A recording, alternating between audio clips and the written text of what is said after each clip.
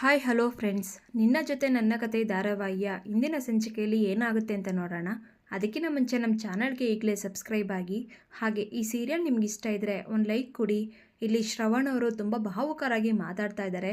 ಅಕ್ಕ, ನನ್ನ ಮಗಳು ನನಗೆ ಸಿಗಲೇ ಇಲ್ವಲ್ಲಕ್ಕ. ಒಬ್ಬ ಗಂಡಸಿಗೆ ವಯಸ್ಸಾಗ್ತಾ ಇಬ್ಬರ ಮೇಲೆ ಡಿಪೆಂಡ್ ಆಗ್ತಾನೆ. ಒಂದು ಮಗಳ ಮೇಲೆ, ಇನ್ನೊಂದು ಹೆಂಡತಿ ಮೇಲೆ. ನನಗೆ ನನ್ನ ಹೆಂಡತಿ ಏನೋ ಸಿಕ್ಬಿಟ್ಲು, ಆದರೆ ನನ್ನ ಮಗಳು ನನಗೆ ಸಿಗಲೇ ಇಲ್ವಲ್ಲಕ್ಕ. ಆ ಪಾಪ ಪ್ರಜ್ಞೆ ನನಗೆ ತುಂಬ ಕಾಡ್ತಾ ಇದೆ. ಅಕ್ಕ, ನನ್ನ ಹತ್ರ ಏನಿಲ್ಲ ಹೇಳು. ಹಣ, ಪ್ರತಿಷ್ಠೆ, ಕೀರ್ತಿ, ಗೌರವ, ಆಸ್ತಿ ಎಲ್ಲ ಇದೆ ಅಕ್ಕ. ಆದರೆ ಮಗಳೇ ಇಲ್ಲ ಅಕ್ಕ. ಅದಕ್ಕೆ ಈ ಅಶ್ವಿನಿ ಅಂತವರು ಬಂದು ನಮ್ಮನ್ನು ಆಟ ಆಡಿಸ್ಬಿಟ್ಟು ಹೋಗ್ಬಿಡ್ತಾರೆ ಅಂತ ಹೇಳಿ ಶ್ರವಣವರು ನೊಂದ್ಕೊಳ್ಳೋದನ್ನು ನೋಡಿ ದೇವಯಾನಿಯವರು ತುಂಬ ಖುಷಿ ಪಡ್ತಾರೆ. ಈಗ ಭೂಮಿ, ದೊಡ್ಡ ಸಾಹೇಬ್ರೆ, ನೀವು ಹೇಳೋದೆಲ್ಲ ಬರೀ ಸುಳ್ಳೆ ಅಂತ ಹೇಳಿದಾಗ ಶ್ರವಣ್ ಅವ್ರಿಗೆ ಶಾಕ್ ಆಗುತ್ತೆ. ಎಲ್ಲರೂ ಯಾಕೆ ಈಗ ನೋಡ್ತಾ ಇದ್ದೀರಾ?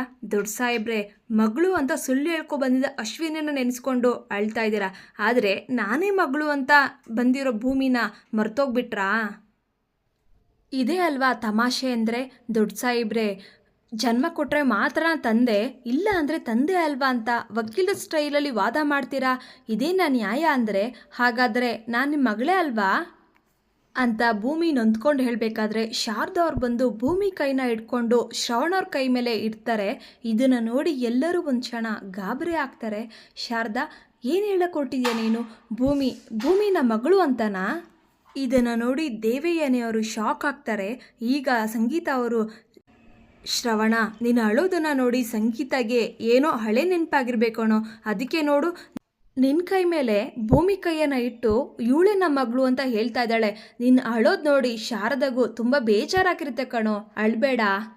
ಈಗ ಭೂಮಿ, ಸಾಹೇಬ್ರೆ, ಅಪ್ಪಂದಿರ ದಿನ ಅಂತ ಒಂದು ಉಡುಗೊರೆ ತಂದೀನಿ, ಕೊಡ್ಲಾ ಅಂತ ಹೇಳಿದಾಗ ಶ್ರವಣರು ಹೂ ಕಂದ ಕೊಡು ಅಂತ ಹೇಳಿದಾಗ ಭೂಮಿ ಉಡುಗೊರೆನ ತಂದು ಕೊಡ್ತಾಳೆ.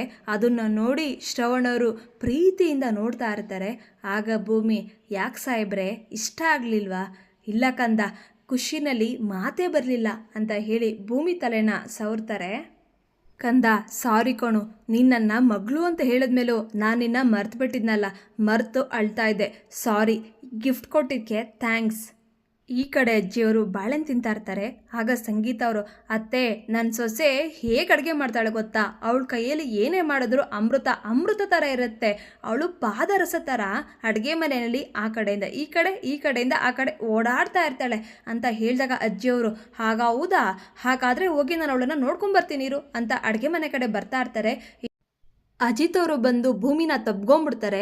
ಈಗ ಅಜಿತ್ ಮತ್ತು ಭೂಮಿ ತಬ್ಕೊಂಡಿರೋದು ನೋಡಿ, ಅಪ್ಪ ಇದು ನಮ್ಮ ಕೈಲಿ ನೋಡೋಕ್ಕಾಗಲ್ಲ ಅಂತ ಹೇಳಿ ವಾಪಸ್ ಬರ್ತಾರೆ.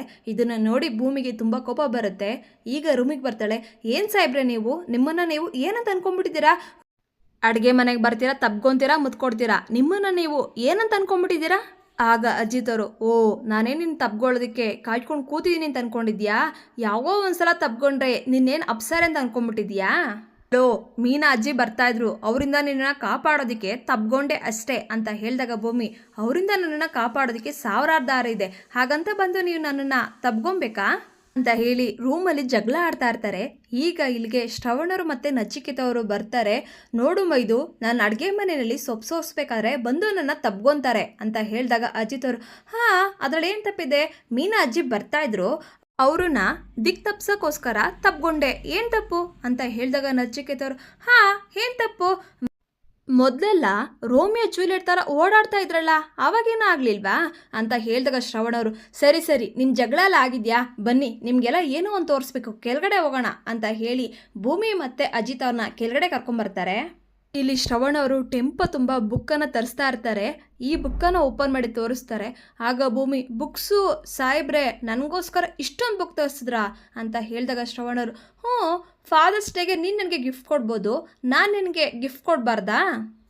ಭೂಮಿ, ನೀನು ಪೊಲೀಸ್ ಕಾನ್ಸ್ಟೇಬಲ್ ಆಗೋದಕ್ಕೆ ಯಾವ್ಯಾವ ರೆಫರೆನ್ಸ್ ಬುಕ್ ಬೇಕೋ ಎಲ್ಲ ಬುಕ್ಕು ತರಿಸಿದ್ದೀನಿ.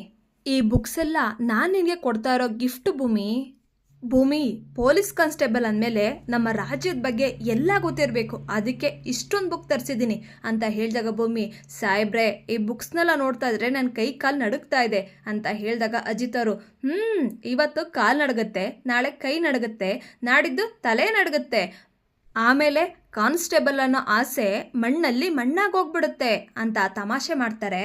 ಈಗ ಶ್ರವಣ್ ಅವರು, ನೋಡು ಭೂಮಿ, ಕಾನ್ಸ್ಟೇಬಲ್ ಅಷ್ಟೇ ಅಲ್ಲ, ಯಾವುದೇ ಕೆಲಸನೂ ಕಷ್ಟ ಅನ್ಕೊಂಡ್ರೆ ಕಷ್ಟ, ಅದೇ ಇಷ್ಟಪಟ್ಟು ಮಾಡಿದ್ರೆ ಎಲ್ಲನೂ ಈಸಿ, ಅದು ನಿನ್ನ ಕಾಲ್ ಕೆಡೆ ಬಂದು ಬೀಳುತ್ತೆ ಅಂತ ಹೇಳಿದಾಗ ಭೂಮಿ, ಸರಿಯಪ್ಪ, ಈ ಬುಕ್ಸ್ನೆಲ್ಲ ಓದಿ ನಾನು ಕಾನ್ಸ್ಟೇಬಲ್ ಆಗೇ ಆಗ್ತೀನಿ ಅಂತ ಹೇಳಿ ಆ ಬುಕ್ಸ್ನೆಲ್ಲ ತಗೊಂಡು ಒಳಗಡೆ ಹೋಗ್ತಾಳೆ. ಇಲ್ಲಿಗೆ ಈ ಸಂಚಿಕೆ ಮುಕ್ತಾಯಗೊಳ್ಳುತ್ತೆ. ದಯವಿಟ್ಟು ನಿಮ್ಮ ಅನಿಸಿಕೆಗಳನ್ನು ಕಮೆಂಟ್ ಮಾಡಿ, ಹಾಗೆ ನಮ್ಮ ಚಾನೆಲ್ಗೆ ಸಬ್ಸ್ಕ್ರೈಬ್ ಆಗಿ. Thank you.